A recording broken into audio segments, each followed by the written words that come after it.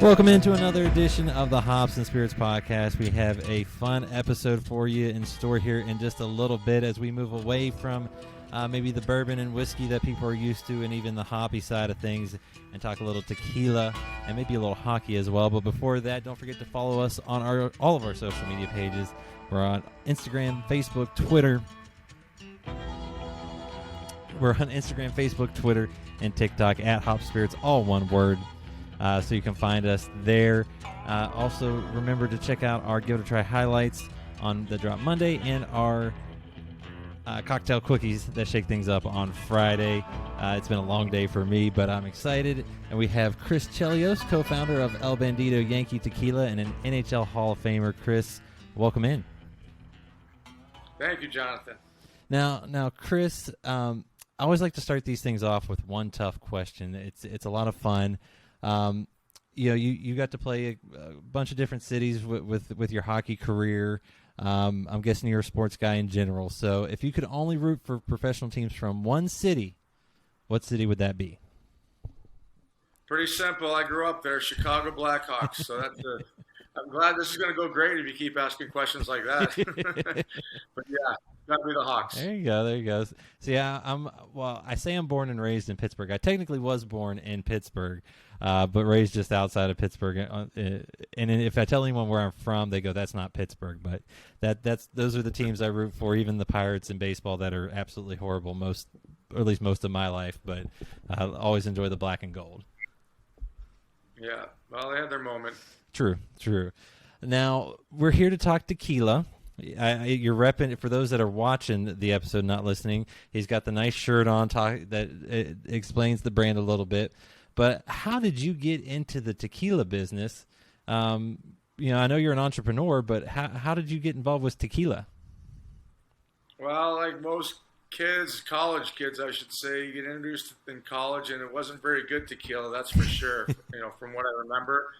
But it was affordable. But, just over the years, I won't mention the brand, but a friend of mine started a company and watched him grow it, and just became a big tequila fan. And, mostly Blancos, but then got into the Reposados and, eventually Anejos. But I really do enjoy it. It's, aside from a couple other liquors, meaning vodka, I'm not going to go out and say, drinking alcohol is healthy for you, but it's for what we provide with our brand, there's no additives, and to me that makes a world of difference compared to other companies, and that's what our claim to fame hopefully will be. And we boast about it, that there are absolutely no additives, and it tastes great, and it's clean and smooth. But back to the question, I've always liked tequila, and drinking with some guys one night, we just decided, hey, why don't we do our own? And a year and a half later, here we are. Well, I was going to say, I mean, that's got to be fun to be able to do that.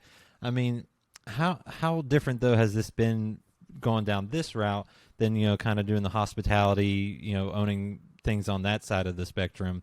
Because, I mean, obviously there's some similarities, but it's a little different because tequila, for those that don't know, have to be produced in Mexico in a certain region. So I'm sure there's a few more hoops to go through. Yeah, luckily we had a guy that's basically our consultant, Jeff Ernst. He had to do all the legwork, meaning traveling to Mexico and get the initial tastings, and then eventually, because of COVID, it kind of delayed everything, obviously. But once we got the product into the U.S. and we're able to start doing some tastings and get it to where we all agreed, which was the best flavor. But he did do all the work, and slowly but surely I learned a little bit more about tequila, and, as far as the filtering and oxygenating it, and and what gives it that taste, the barrels, and so on. But it's pretty interesting. I've been in the restaurant bar business, since my parents, opened them when I was a kid, and hopefully this is going to be a lot more fun and easier than running a restaurant. And it's different. I had a great time, having the bars and restaurants, being able to be with the fans and socialize with everybody and making myself approachable. And it's what made my restaurant successful. And now it's basically the same. We're traveling all over the U.S. and, going to bar restaurant shows, visiting bars, doing some launches, and I'm enjoying it so far. It's been a great, great experience up to this point with the team of people we have. Well, and it just officially launched and is a little more available now in some select places as it continues to roll out. How did you guys come up with the name El Bandito Yankee? And for those that are watching, you can kind of take a look at the bottle I'm holding up here.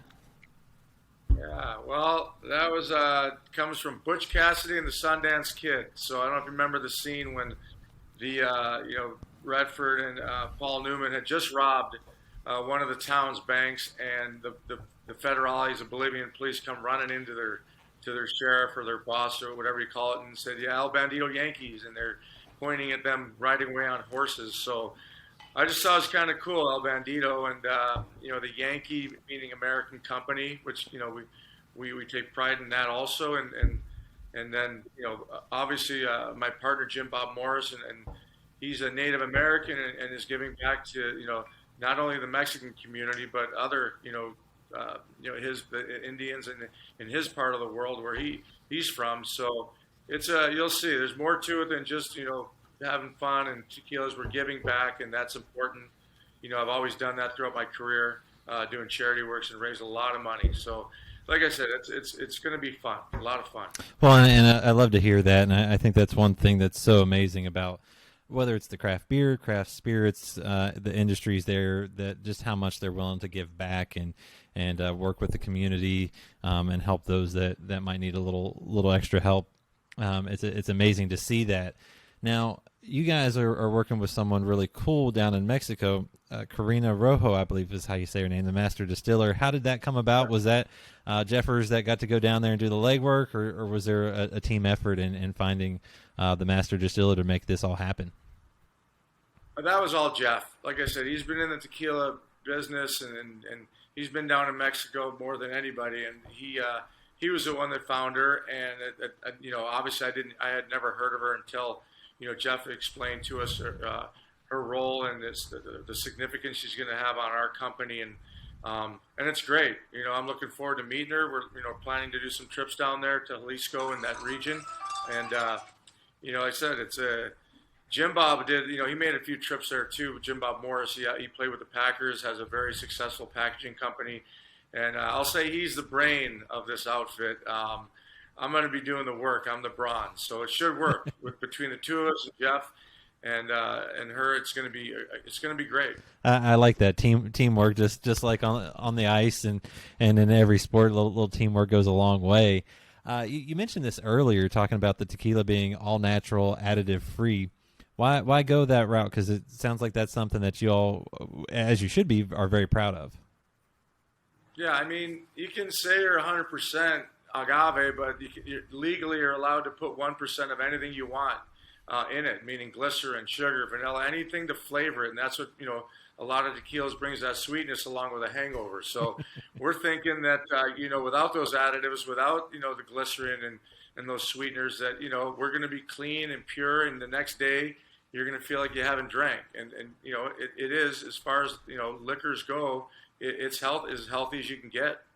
Well, and that's really cool to see, and I think those that might enjoy a little too much will be happy to hear that. I know I'm not always the happiest the next day. I did that last weekend, and I think I'm still regretting it at this point. Now, the way you guys make your tequila, you kind of talked about this too. The oxygen, you oxygenate the tequila, and that's how it gets its signature finish. Was that just something that just brought out a ton of flavor? Why do that, and what exactly does that mean? Well, it's double filtered. Then the oxygenation process basically puts bubbles, mineral in the tequila, and that's what gives it that cleaner, smoother taste. Just to finish it, So that's basically what it is, putting the bubbles and mineralizing that the last part of the juices.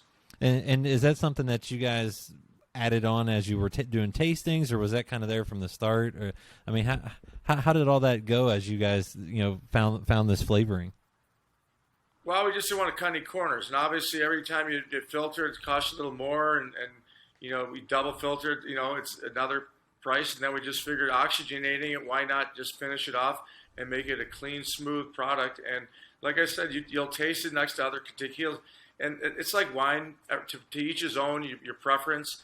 But at the end of the day, when you taste ours, taste someone else's, and go back to ours, you notice that you could feel the taste, that cleanliness of it, and mentally, again, too, you're drinking something that's as healthy as you can get for alcohol.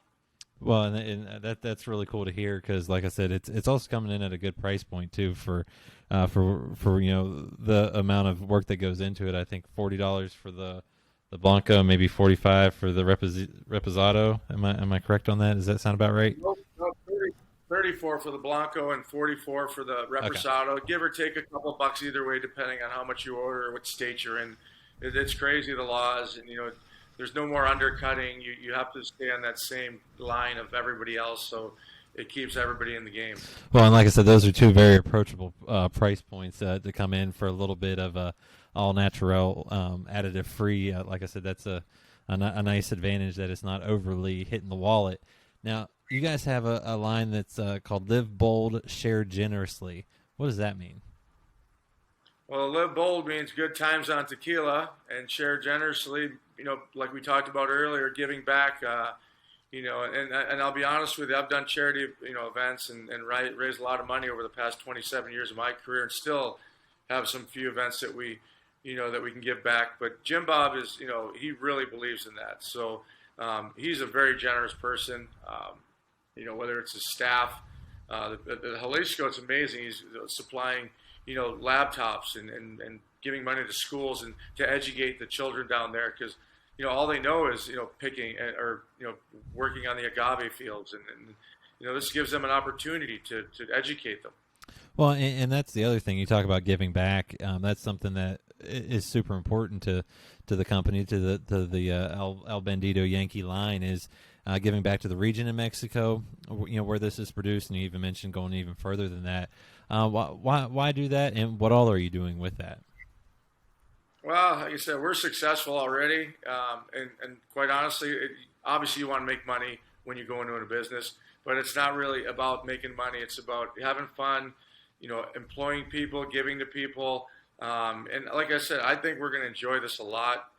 Just the people we're meeting. It was really cool to meet Sammy Hagar and Rick Springfield at that trade show in Vegas. I'd never met him, and I loved everything about his music and his how he made that tequila, and then now he's into a rum, and you meet a lot of interesting people, and that's a part of it too. And you see a lot of places. Next week we're going to Austin, so it's going to be great. I'm really looking forward to this experience. Well, and how did you guys come together, you and your partners? How did that marriage come about? Because it just seems maybe on paper a little interesting. Former NFL player, packaging mogul, you a hockey Hall of Famer, and hospitality entrepreneur. How did you all find each other and then become business partners? Well, I have a girl that runs my charity events, meaning golf. When we have concerts, let's say whoever, Pearl Jam or someone has a concert, they'll donate 100 tickets, and then we'll sell them to our friends at escalated prices, which they don't mind because it's all going back to some charity. So Jim Bob actually, through my girl Mary Beth Carlin, who runs my events, had invited him to and his friends to our golf tournament, and we hit it off. And the next thing you know, we're drinking that night, and the next thing you know, we're making tequila. So that's how things happen. So that's basically how we met, was at my charity golf tournament. There's just great things that happen when you're sitting around and enjoying a drink. I have to imagine. Yeah, some of my best times have been sitting around drinking tequila and greatest memories. So yeah, it's like I said, it's funny, but it's true. I love it. Puts a smile on my face. Now, before I leave the tequila talk, not completely, but at least for a second, obviously you can't pick what's your favorite. That's like picking your favorite kid or your favorite family member. But what do you like about the Blanco and the Reposado? That just what can you say about those? I guess the Blanco, I'd say you can mix with soda. You see they're now making tons of spritzers and seltzers. So, lime. So that's just, again, preference. If you want a little flavor to it, myself personally, most of the time when it's Blanco, it's just with a lime or lemon. And whereas the reposado, you get that flavor from the barrel. So I don't like to add anything to the reposado. I guess that's the biggest difference when you're drinking reposados or anejos. I just like to taste the tequila and see what the barrels have done to it and what flavors comes out of that. And I really enjoy our reposado a lot. Well, I was going to say I've been able to try these as we're talking, and they're both very smooth. Which in a tequila, well, in any drink, I prefer that. But at tequila, like you said, you could kind of just add a little bit of lime or lemon, or just go straight and have a little bit of fun with either one of them. And there is that nice finish to them that I really like. Yeah, well, that's the slogan, criminally smooth. So we're going to go with it. Well, and it fits right in with the El Bandido theme. Yeah. Now, we talked a lot of tequila, but as I mentioned, you're an NHL Hall of Famer, so I had to ask some hockey questions. Yep. What was it like playing in the NHL for as long as you did? Well, I mean, really lucky that I lasted as long as I did, mostly because, I was on a great team in Detroit my last 10 years. I didn't have to uproot my family. Most guys, when it comes towards the end of the career, they get traded or have to sign somewhere else, and they don't want to move their families or kids. They probably end up thinking like I did when I went to Atlanta. It just wasn't worth being away from your family at that point of your career. And like I said, Detroit, we kept winning. We won a cup. Had we won another cup the year we lost to your Pittsburgh team, I might have played another year, but that didn't happen. So, but yeah, I mean, like I said, I've played with a lot of great goalies, Belfour, Hasek, Osgood, Curtis Joseph, a lot of Hall of Fame goalies, so that saved me a little bit too. But again, I was surrounded by great players. I was gonna say you had some really great teams, and I'm sorry that you didn't win 2 there. Sorry. Well, yeah, you can't have everything. The only blemish I'd say is growing up in Chicago and being able to play for my hometown, not winning a Stanley Cup. We lost to Pittsburgh in '91. Mario, Yager, Francis, they had a great team. We did too, but, they were better. Pittsburgh's been a pain in my, my whole career. They stole 2 from me. I was going to say, I don't really remember much about that early season. I remember the later one a lot better. Yeah, yeah. Well, again, like I said, we were fortunate enough to be in the finals with them, and it could have went either way. The one was a 7th game. We lost at home. Pittsburgh beat us. But again, I see guys that play 20 years, never win a cup, never get a sniff. So I was lucky enough to win 3. I was going to say, I mean, how cool is that to win? I've known some people, talk to people that have won Super Bowls, but they may not have been healthy for one, or sitting on the sideline. It's still an amazing feeling. Or maybe they were up for only part of the season, but they still got the rings. What's it like to be an integral part of not just one, but three Stanley Cup wins? I mean, I can't pick one that was better than the other. Like, a win's a win, whether it's NHL, college, high school, even. But the scale NHL, obviously being in the best league in the world, the whole parade, the fact that you get to take that cup and bring it wherever you want for a couple of days and share that with your friends, your family. That's pretty special. No other sport has that tradition. And people that see that cup, they don't even know what it is sometimes, but there's something about it that just lights them up. So, like I said, I had some of the best cup parties, and my friends and family will never forget it. I was gonna say, were those the coolest moments, or those what stand out to you during your career, or what's kind of something that just has always stood out as from your days on the ice? I mean, just bringing that Stanley Cup home, and then just watching everybody enjoy it. Just, I remember standing on my roof deck at my house, just watching everybody on the beach. Like I said, it's something about that cup, brings out the best in people, and it just excites them. So if I was to, think back at, our parties, and I had it at my bar. I was lucky enough in Detroit that I had a bar at the time, so celebrating with the fans. Those are special moments. And then, of course, the parades are amazing. Million people at some points. Montreal over 1 million people my second year. So you don't forget those days. That's for sure. You mentioned you were able to play for your hometown team, Chicago. Detroit had an amazing run for so many years. Montreal is the Canadians love their hockey. There's no doubt about it. What you pretty much got very fortunate in a way to play in some amazing hockey places. What's it like playing in those type of places where the fans just love it and they're passionate? Yeah, I mean, I played for 3 of the 6 original teams in Chicago, Detroit, Montreal. So that in a sense, almost went to the Rangers too 1 year. But and the tradition between all those cities and the history of the hockey, that makes it even better. To see Gordie Howe, Ted Lindsay, Bobby Hull, Stan Mikita, Guy Lafleur, Jean Beliveau, all these guys around the rink, some of the greatest players to ever play the game. And, especially Montreal when I first got there, I really didn't know what to expect. But and you see, you're sitting there and with Rocket Richard and Henry Richard, it's crazy.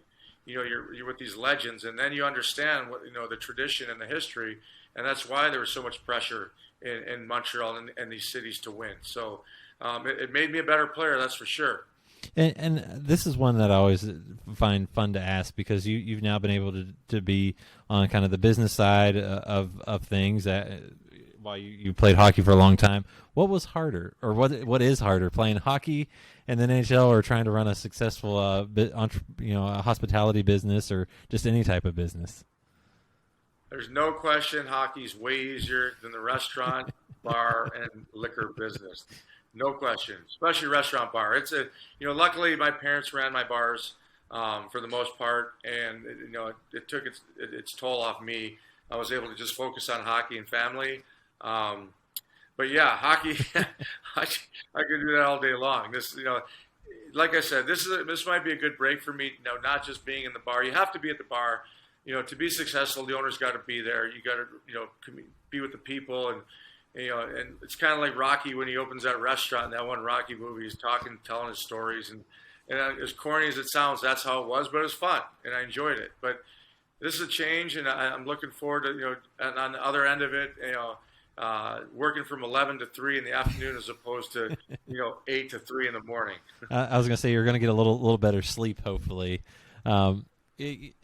I guess another question for you is if you didn't do hockey, was there any other sports you would have ever played or enjoyed as much as hockey? I mean, it sounds like golf is a fun one for you, but not into golf, too slow, too much time. But I did play baseball right up till I was 16, 17, and quite honestly, baseball to this day is still my favorite sport.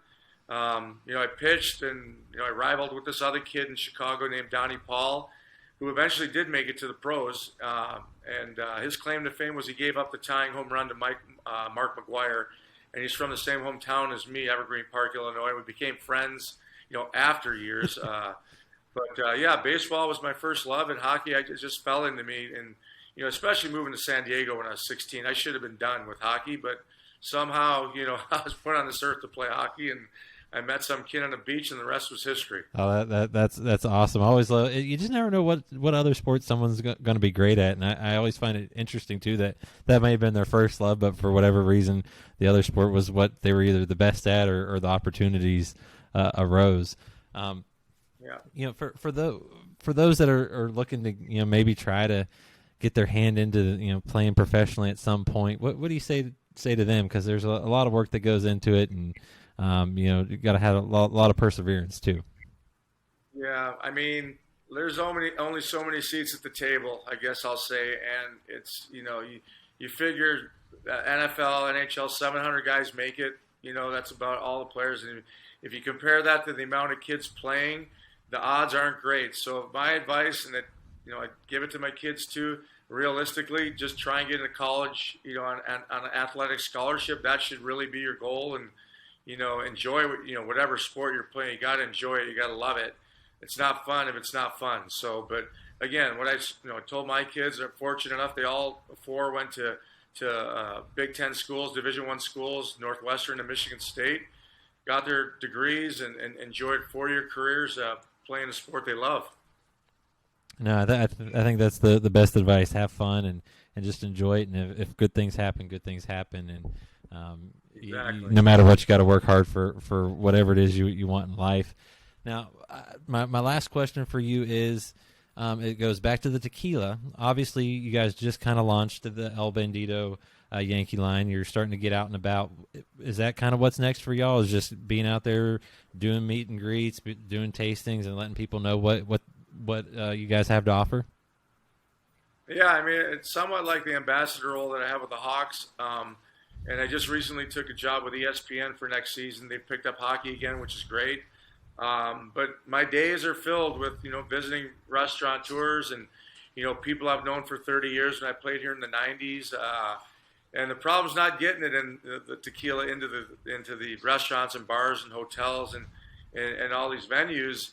The problem's pushing it and moving it. So, all you people, when it becomes available and it's in Binny's and all these other places, buy it, drink it, you'll love it, and let's get going here. I like that. You can tell you've done this once or twice and know how to pitch something. And I guess I kind of forgot too. You're going to be on ESPN Hockey. What's that like? And is that just something you can't get away from hockey, and you just got to stick around a little bit and enjoy it in a different way? I mean, like everybody else during COVID, you get bored to death, and then I decided I was going to do three things instead of one thing, and now I'm going to be overwhelmed with all three of them. But, I've done some TV. We did the World Cup, did the Olympics with ESPN, actually. So, like I said, I've liked it. I think that because it's a part-time job, and I'm not sure, but it looks like I'll be doing the Saturday afternoon games with Mark Messier, who I'm really close friends with. Obviously, you've heard of Mess, and I think we'll be good together. His personality, hopefully mine comes out a little bit on TV. And I think we'll have fun. And I've always thought when I think of sports, I've always thought ESPN is the best, station to watch. So I'm glad I'm with them guys. Steve Levy, Barry Melrose has been there forever. And I look forward to enjoying it and having a good time and getting back into hockey. Well, and then too, you have something you can share while you're there, either after a game or the night before. You can share a little tequila with them. Yeah, I'll guarantee that only a hotel in Bristol, Connecticut will be loaded with El Bandito Yankee tequila. So, and then hopefully, all the hosts, all the employees, the guests that go to ESPN, they're going to get a chance to try it, and they'll see. It's going to be the best. Well, I can say this, and it's not just because we're talking. Like I said, I was able to just sample a little bit as we were talking, and it's smooth. The price point's right. It's worth a try, and if you can get your hands on it, go for it. Because, like I said, I think you're right. This is going to be something that people really enjoy once they get that chance. Thank you. I appreciate your help too. We need help from the media and podcasts and everything. I'm old and I'm not, I haven't really mastered the social media thing, but I got an assistant that's going to help me do it. So we're all good. Hey, see, that goes back to that teamwork. You got a great team, great group of people there to do some amazing things. And Chris, I appreciate you taking time to talk a little tequila, a little hockey, a little business. It was a pleasure. Thank you very much, John. Take care.